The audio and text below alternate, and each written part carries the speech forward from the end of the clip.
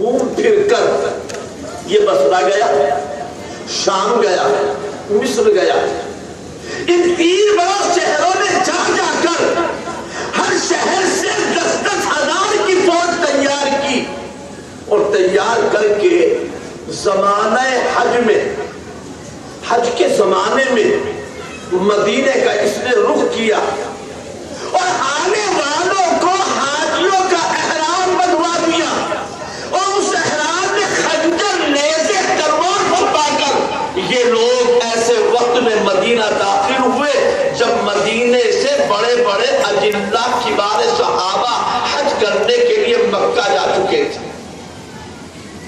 مدینہ پاک میں اجلہ صحابہ نے صرف اور صرف حضرت علی، حضرت زبیر، جب یہ حضرات موجود تھے، حضرت علی رضی اللہ تعالیٰ عنہ نے موقع پر چاہا کہ حضرت عثمان غنی رضی اللہ تعالیٰ عنہ کے گھر کچھ پانی پہنچوا دیا جائے، ایک مسکینہ پانی کا پہنچایا گیا، مگر ان مفسدوں نے، ان بلوائیوں نے، ان سبائیوں نے اس مسکینے میں بھی نیزے مار مار کر اس کو چھنی کر دیا، سوراخ بنا دیے، اور وہ سارا کا سارا پانی حضرت عثمان کے گھر پہنچنے سے پہلے پہلے ٹپک کر کے مسکینہ خالی ہو گیا۔ ایسا موقع ہے، بڑی مدینہ پاک میں افراتفری مچی ہوئی ہے۔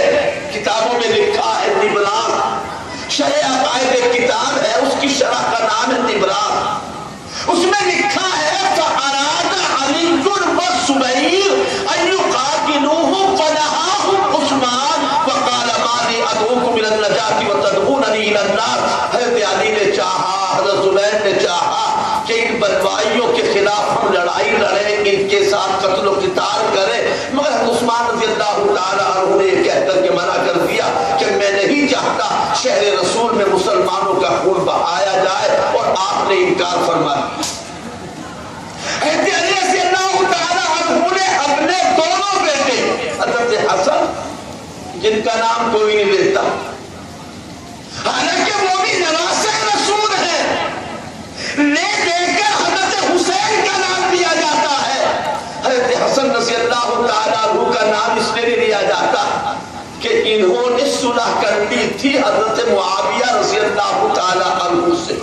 لوگ ان کو یہ بلوائی، یہ سبائی، یہ فتنہ پردار، یہ مفسد جب سلام کرتے تھے تو یوں کہتے تھے السلام علیکہ یا مسل المؤمنین، السلام علیکہ یا آل المؤمنین، اے مسلمانوں کو ذلیل کرنے والے تجھ کو سلام، اے مسلمانوں کو آر میں ڈالنے والے تجھ کو سلام۔ حضرت حسن رضی اللہ تعالیٰ عنہ نے چونکہ حضرت معاویہ رضی اللہ تعالیٰ عنہ سے صلح کر لی، آج ان کا نام نہیں لیا جاتا، خالی حضرت حسین رضی اللہ تعالیٰ عنہ کا نام۔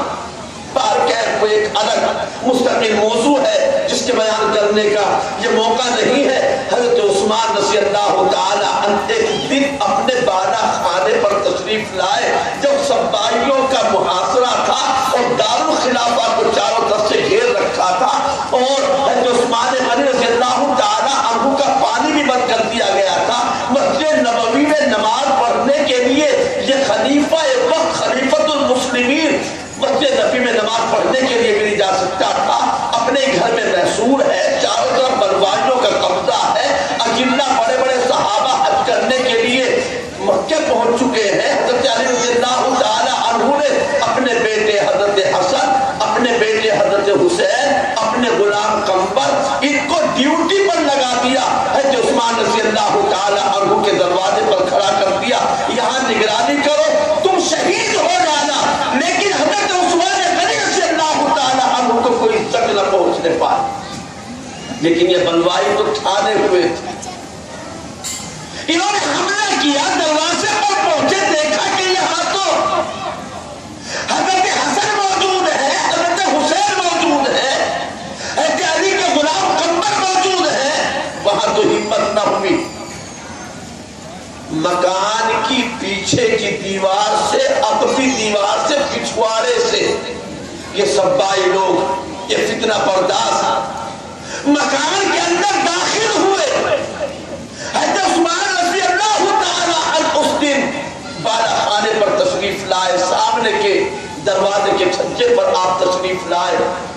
صحابہ اور مدینے والے دیگر حضرات موجود ہیں، ان کے سامنے آپ نے اپنی بے بسی کا ذکر کیا کہ مدینے والوں، جب تم مدینے میں آئے تمہارے پاس پینے کے لیے میٹھا پانی نہیں تھا، میں نے خرید کر کے تمہارے لیے بیر روما کو وقف کیا، اور آج میں ہی اس کے ایک ایک قطرے پانی کو ترس رہا ہوں۔ آپ نے فرمایا کہ مسجد نبوی کی توسیع سب سے پہلے میں نے کرائی، اپنے پاس سے رقم خرچ کر کے میں نے اس کو وسعت دی ہے، لیکن آج اسی مسجد میں میرے لیے جانا بند کر دیا گیا، میں وہاں نماز پڑھنے بھی نہیں جا سکتا۔ بلوائیوں کا ایسا ہول تھا، ایسا پہرا تھا، چاروں طرف وہ پھیلے ہوئے تھے مدینے کی گلی گلی میں، انہی کا ہر طرف ہول قائم ہو چکا تھا۔ حضرت عثمان اپنے گھر میں بند، لوگوں نے کہا کہ آپ کمی سے خلافت کو اتار دیجیے، آپ اپنی خلافت سے دستبردار ہو جائیے، لیکن آپ نے کہا کہ نہیں، میرے آقا صلی اللہ علیہ وسلم نے اس سے ارشاد فرمایا تھا ایک زمانہ آئے گا لوگ تم سے قمیص سے خلافت اتروانا چاہیں گے، لیکن اے عثمان تم قمیص سے خلافت نہ اتارنا۔ فرمایا حضرت عثمان رضی اللہ تعالی عنہ نے اب زیادہ دیر نہیں ہے، میں اپنے آقا سے ملنے والا ہوں۔ میں نے خواب میں دیکھا ہے رسول پاک صلی اللہ علیہ وسلم کو، آپ نے فرمایا کہ عثمان آج کا روزہ تم ہمارے ساتھ افطار کرنا، میں نے روزہ رکھ دیا ہے۔ باقی روایتوں میں یہ بھی ہے کہ آپ نے خواب دیکھا، خواب یہ دیکھا کہ حضور پاک صلی اللہ علیہ وسلم اللہ کے عرش کا ساتھ کا پایا پکڑے کھڑے ہوئے ہیں، تھوڑی دیر میں صدیق اکبر تشریف لاتے ہیں، حضور پاک علیہ السلام کے کندھے پر شانے پر ہاتھ رکھ کر کھڑے ہو جاتے ہیں، پھر حضرت عثمان غنی اپنے ہاتھوں میں اپنا کٹا ہوا سر لے کر اللہ کے دربار میں حاضر ہوتے اور یوں فرماتے سن عبادت فیما قتلونی، میرے بندوں سے پوچھ، آخر انہوں اپنے بندوں سے پوچھ آخر انہوں نے مجھے کس جرم میں قتل کیا، میرا کیا قصور تھا، میرا کیا جرم تھا، آخر انہوں نے میرا قتل کیوں کیا ہے؟ کہ آپ نے خواب دیکھا، روزہ رکھ لیا، بالا خانے پر تشریف بھی لائے، آپ نے لوگوں کو سمجھایا، بعض صحابہ نے بھی سمجھایا۔ حضرت زید بن سوحان رضی اللہ تعالیٰ عنہ فرماتے ہیں واللہ لئن قتلوا عثمان لا یصیب منہ خلفا، اے لوگوں اگر تم نے عثمان کو قتل کر دیا تو پھر ان کا کوئی جانشین نہیں پاؤ گے، ایسا کوئی تمہیں خلیفہ نہیں ملے گا۔ تو عثمان غنی نے اعلان فرمایا واللہ لئن قتلتمونی لا تحابون بعدی ولا تقاتلون بعدی جمیعا عدوا ابدا، اگر آج تم نے مجھے قتل کر ڈالا تمہاری محبتیں نفرتوں میں بدل جائے گی، مسلمان کی تلوار مسلمان کی گردن پہ چلنے لگے گی، اور آئندہ تم سب مل کر کبھی دشمن کے مقابلے پر نہیں آ سکو گے، تم میں اشتراک اور اختلاف پیدا ہو جائے گا۔ لیکن بلوائی تھے، سبائی تھے، عبداللہ ابن سبا کے چیلے تھے، جو ایک نئی تاریخ لکھنے کا فیصلہ اور ایک نئے فساد کو برپا کرنے کی سازش اور منصوبہ بنا چکے تھے۔ گھر کے دیوار، پچھلی دیوار پچھواڑے سے اندر آندے داخل ہوئے، حضرت عثمان غنی رضی اللہ تعالی عنہ اس وقت میں قرآن مجید کی تلاوت میں مصروف، روزے کی حالت میں ہے،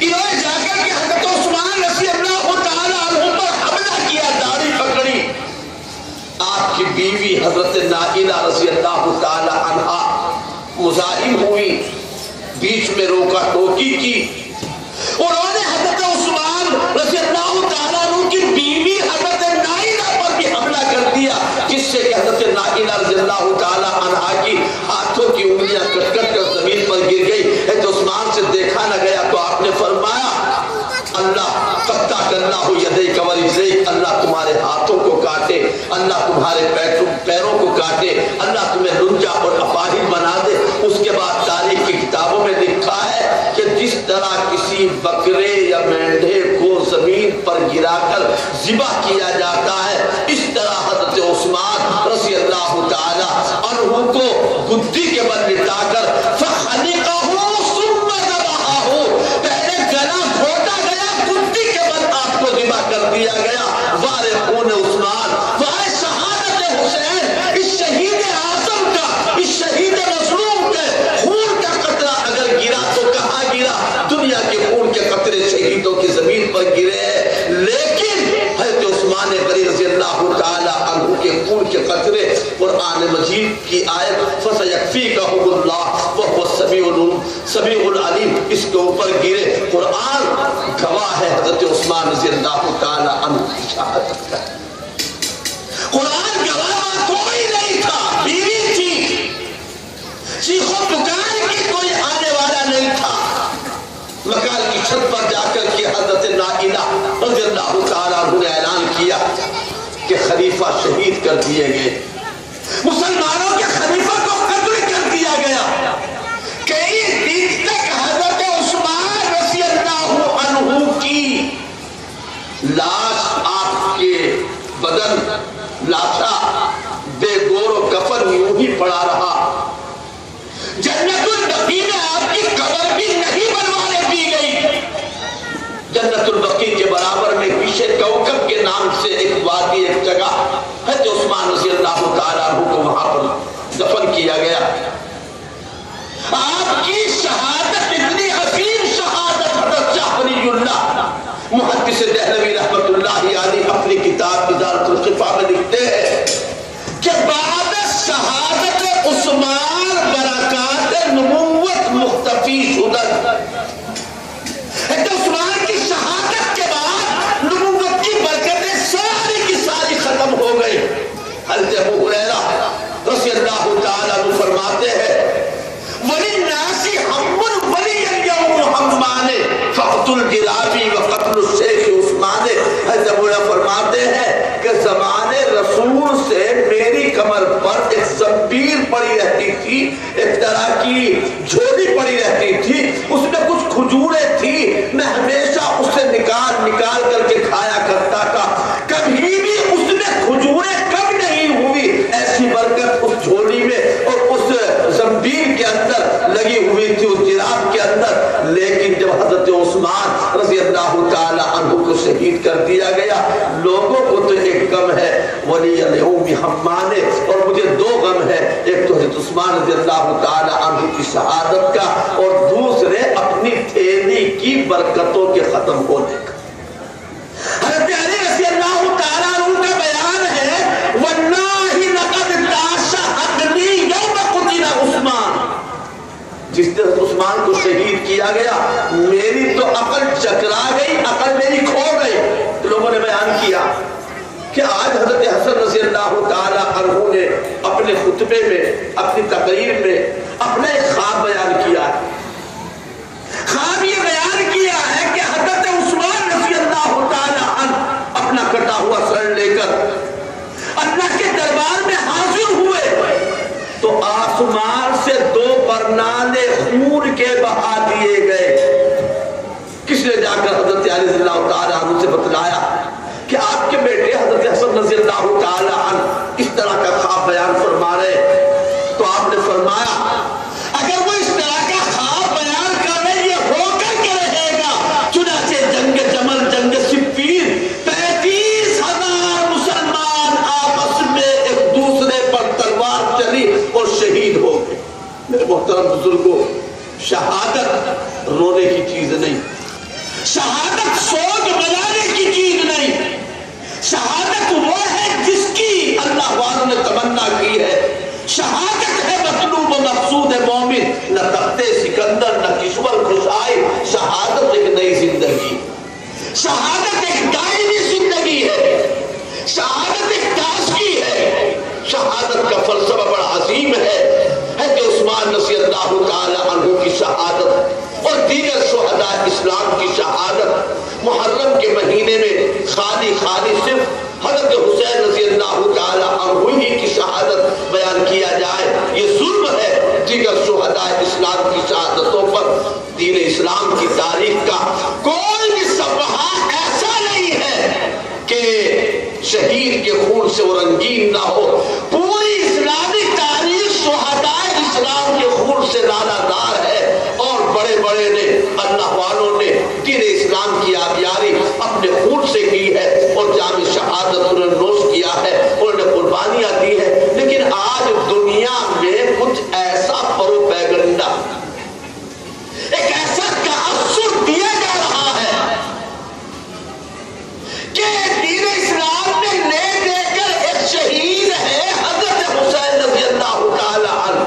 یقیناً ان کی شہادت بھی بڑی مظلومانہ شہادت. حضرت شیخ الاسلام امام ابن تیمیہ رحمۃ اللہ علیہ نے ایک جملہ لکھا، قد قتل مظلوما. یقیناً حضرت حسین رضی اللہ تعالی عنہ کو بھی ظلمن، مظلومانہ طریقے پر شہید کیا گیا. ہمیں ان کی شہادت سے بھی سبق حاصل کرنا چاہیے، ہمیں ان کی شہادت کا بھی ذکر کرنا چاہیے. لیکن ساتھ ہی ساتھ دیگر شہداء اسلام، خود حضرت حسین رضی اللہ تعالیٰ عنہ کے والد محترم حضرت علی رضی اللہ تعالیٰ، باپ کی شہادت بڑی ہے بیٹے کی شہادت؟ باپ کا درجہ بڑا ہے یا بیٹے کا درجہ بڑا ہے؟ حضرت علی رضی اللہ تعالیٰ عنہ حضرت حسین حضرت حسن کے والد ہیں، انہوں نے بھی جام شہادت نوش کیا. فجر کی نماز کے لیے جب مسجد جا رہے تھے، راستے میں ایک خارجی جس کا نام عبد الرحمن، اس خارجی نے حضرت علی رضی اللہ تعالیٰ عنہ پر اپنی تلوار سے حملہ کیا. پیچھے پیچھے حضرت حسن رضی اللہ تعالیٰ عنہ بھی جا رہے. وہ فرماتے ہیں میں نے تلوار کی چمک دیکھی اور حضرت علی رضی اللہ تعالیٰ عنہ ان کی زبان سے یہ کلمہ سنا، فزت ورب الکعبہ، فزت ورب الکعبہ، رب کعبہ کی قسم میں کامیاب ہو گیا. حضرت علی رضی اللہ تعالیٰ عنہ کی شہادت کو اپنی کامیابی قسم کھا کر کے بتلائے. کیا حضرت حسین رضی اللہ تعالیٰ عنہ کی شہادت کے واقعے کو منحوس کہا جائے؟ کیا 10ویں محرم کا دن منحوس دن ہے؟ مسلمان سوگ والے کپڑے اس مہینے میں پہننے لگتے ہیں، کالے کپڑے، سیاہ کپڑے، سوگ منانے کے لیے.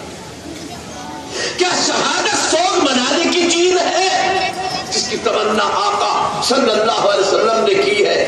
کیا محرم کا مہینہ منحوس ہے؟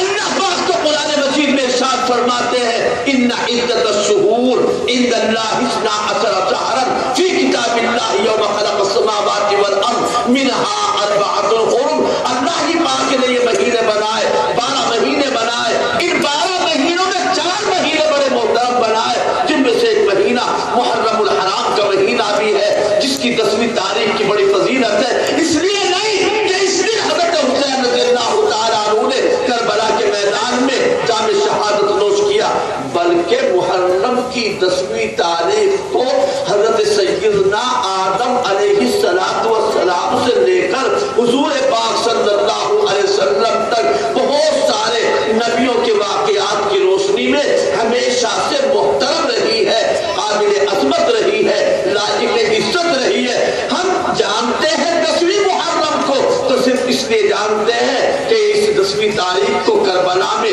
حضرت حسین رضی اللہ تعالی عنہ نے جام شہادت نوش کیا ہے. یہ ہماری اچھی جانکاری نہیں ہے بلکہ یہ غلط پروپیگنڈے کا نتیجہ ہے. مسلمان اور محرم میں شادی نہیں ہوگی، کیا ہے کہ نہیں بھائی؟ محرم کا مہینہ تو محترم ہے، لائق عصمت ہے، اللہ کے بڑا مقام ہے. آدم علیہ السلام کی توبہ قبول ہوئی ہے 10ویں محرم کو. دیگر نبیوں کے واقعات پیش آئے ہیں. ایک موسیٰ علیہ السلام کو نجات ملی ہے بحر قلزم سے، فرعون غرق ہوا ہے بحر قلزم میں. اسی لیے حضور پاک صلی اللہ علیہ وسلم 10ویں محرم کا روزہ رکھتے تھے. لیکن جب آپ کو یہ پتہ چلا کہ اب یہ یہودی بھی 10ویں محرم کا روزہ رکھتے ہیں تو آپ نے یہودیوں کی مشابہت سے بچنے کے لیے آپ نے یہ فرمایا میں اگر آئندہ سال زندہ رہا تو 10ویں تاریخ کے ساتھ چاہے چاہے 9ویں چاہے 11ویں تاریخ ملا کر کے روزہ رکھوں گا تاکہ یہودیوں سے مشابہت نہ ہونے پائے. مگر برا ہو پروپیگنڈے کا، برا ہو غلط قسم کی باتوں کو شہرت دینے کا کہ اس کے نتیجے میں آج مسلمان جو ہیں دیکھا دیکھی غیروں کی کالے کپڑے پہن رہے ہیں، محرم میں شادی کرنے کے لیے تیار نہیں ہے کہ یہ منحوس مہینہ ہے، اور پتہ نہیں کیا کیا خرافات ہوتی ہیں. اور حسین کے نام پر کتنے گلچھرے اڑائے جاتے ہیں، کتنے حلوے مانڈے اڑائے جاتے ہیں، کتنی شربت کی سبیلیں لگا کر کے خوب اڑیلی جاتی ہے. یہ کون سی محبت کا طریقہ ہے؟ ایک طرف تو یوں کہتے ہیں کہ کربلا کے میدان میں حضرت حسین رضی اللہ تعالی عنہ اور ان کے گھر والے پیاسے شہید ہو گئے، ان کو پانی کا قطرہ نہ ملا، اور آپ جگہ جگہ سبیلیں لگا کر رنگ برنگ کے شربت ان کو لٹا رہے. ہونا تو یہ چاہیے تھا اگر محبت تھی تو ان کی طرح آپ بھی پیاسے رہ کر کے دکھاتے، اگرچہ وہ بھی دین نہ ہوتا. مگر چلیے باہر کیف یہ سلسلہ بڑا طویل ہے، اور باتیں اگر حقیقی تاریخ بیان کی جائے تو پتہ نہیں کیا سے کیا آپ کے سامنے آئے گی. انشاءاللہ اگر آگے یہ سلسلہ اسی طرح چلا، موقع ملا تو کچھ نہ کچھ گزارشات کربلا کے واقعات کے سلسلے میں بھی آپ کے سامنے عرض کی جائیں گی. آج تو مختصر انداز میں عثمان غنی رضی اللہ تعالیٰ عنہ کی شہادت کے تعلق سے یہ کچھ عرض کیا گیا ہے، اور جو آیت عثمان غنی رضی اللہ تعالیٰ عنہ کے سلسلے میں بیان کرنے کے لیے میں نے قرآن مجید کی پڑھی، جو آپ کے لیے بڑی فضیلت والی آیت ہے، اس کا مضمون اس وقت میں بیان کرنے سے میں قاصر ہوں، وقت اس کی اجازت نہیں دیتا. انشاءاللہ پھر کبھی وہ آپ کے سامنے عرض کیا جائے گا. یہ دعا کے لیے پرچی آئی ہے، جناب ناظرہ بیگم، ان کی طبیعت خراب ہے، صحت یابی کے لیے آپ حضرات سے دعا کی درخواست کی گئی ہے. اللہ تعالیٰ ان کو شفا نصیب فرمائے. اللہم صلی علی محمد وعلی آل محمد کما صلیت علی ابراہیم وعلی آل ابراہیم انک حمید مجید. اے الہ العالمین ہمارے تمام گناہوں کو معاف فرما دے، ظاہری باطنی خلوت اور جلوت میں چھوٹے اور بڑے ہونے والے صغیرہ اور کبیرہ تمام گناہوں کو معاف فرما دے. اے الہ العالمین ہمارے جلسے کی حاضری کو قبول فرما، جلسے کے برکات سے، اثرات سے، فیوز سے اے الہ العالمین ہم کو فائدہ اٹھانے کی توفیق نصیب فرما. صحابہ کرام کی محبت ہمارے دلوں میں پیوند فرما. حضور پاک صلی اللہ علیہ وسلم کی سچی محبت اور اطاعت نصیب فرما. اے اللہ پوری امت کی طرف سے تمام شہداء اسلام کو اپنے یہاں بہترین بدلہ اور مقام نصیب فرما. اے الہ العالمین ہمارے بڑوں نے دین کی حفاظت کے لیے، ہمارے اکابر نے دین کی حمایت کے لیے جو جو قربانیاں دی ہے، اے اللہ ان کی قربانیوں کو قبول فرما کر انہیں اپنے یہاں اونچا درجہ نصیب فرما. ہمیں بھی دین اسلام کے لیے قربانی کا جذبہ عطا فرما، دین پر استقامت نصیب فرما. اے اللہ ہمارے تمام بیماروں کو شفاء کاملہ عاجلہ دائمہ مستمرہ نصیب فرما. جو دنیا سے جا چکے، مرحوم ہو چکے، اے اللہ ان کی مغفرت فرما، ان کی درجات بلند فرما. ہماری زندگیوں میں نیکیوں کے ساتھ برکتیں پیدا فرما. ہماری مسجدوں کو نمازیوں سے آباد فرما. اے اللہ خرافات سے، بدعات سے، لغویات سے، حفوات و بکواس سے، غلط باتوں سے اے اللہ ہماری حفاظت فرما. ہمیں ٹھیک ٹھیک نبی پاک علیہ السلام کے طریقوں، آپ کی سنتوں اور صحابہ کرام کے طریقوں پر عمل کرنے کی توفیق عطا فرما. غلط باتوں سے مکمل طریقے پر اجتناب کرنے کی توفیق عطا فرما. اے اللہ جو مانگا وہ عطا فرما، اور جو ہمارے حق میں بہتر ہے اے اللہ وہ بھی ہمارے لیے مقدر فرما. تمام حاضرین کی جائز مرادوں کو پورا فرما. اے اللہ اپنے مقبول بندوں کی دعاؤں میں ہم گنہگاروں کی دعاؤں کو بھی شامل فرما کر انہیں بھی قبول فرما دے. اے الہ العالمین ہمیں دنیا سے بے نیاز کر کے اپنا محتاج بنا، دنیا میں ہمیں کسی کا محتاج نہ بنا. عالم اسلام کی اور مسلمانوں کی حفاظت فرما. جو کمزور ہے اور ان کے پر ظلم ڈھایا جا رہا ہے اے اللہ ان کی غیبی تائید فرما، غیبی نصرت فرما. اے الہ العالمین ہم پر اپنا فضل فرما، بری باتوں سے ہماری حفاظت فرما، اور اپنے فضل و کرم سے ہمیں ایمان پر زندہ رکھ، اور ایمان ہی کے ساتھ ہمیں موت دے، اور ایمان والوں کے ساتھ ہمیں محشور فرما. سبحان ربک رب العزت عما یصفون وسلام المرسلین والحمد للہ رب العالمین.